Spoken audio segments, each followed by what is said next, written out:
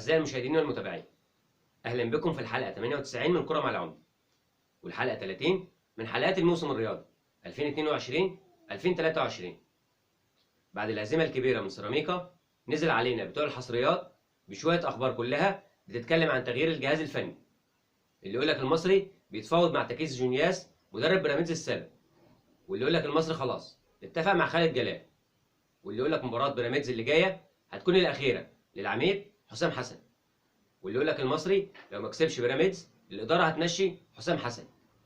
الحقيقة أنا مش عارف اللي بيكتبوا الأخبار دي بيجيبوها منين ومن مين. إذا كان مجلس إدارة النادي المصري نفسه عمل اجتماع طارئ بعد الهزيمة وأعلن دعمه للجهاز الفني والقرارات الجهاز الفني، يبقى الكلام ده بقى جه منين؟ واشمعنى في التوقيت ده بالذات؟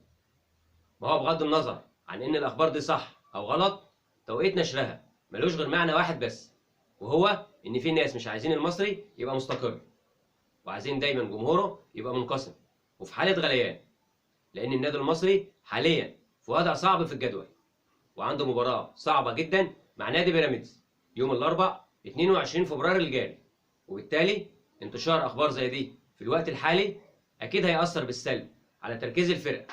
وإحنا من بداية الموسم ومن قبل الكابتن حسام حسن ما يمسك الفرقة وإحنا غرقانين في الانفرادات والحصريات، واللي 99% منها دايما بيطلع غلط.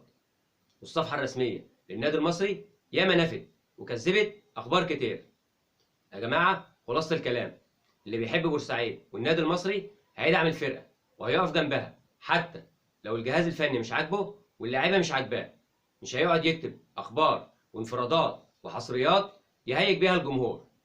النادي المصري محتاج جمهوره المخلص الوفي عشان ينهض من كبوته، مش محتاج الشماتة والتجاوزات عمال على بطال في حق الإدارة واللاعيبة والجهاز الفني.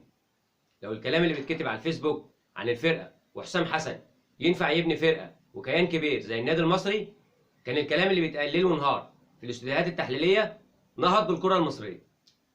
أعزائي المشاهدين والمتابعين، إلى اللقاء في حلقة جديدة من حلقات الكرة مع العمدة.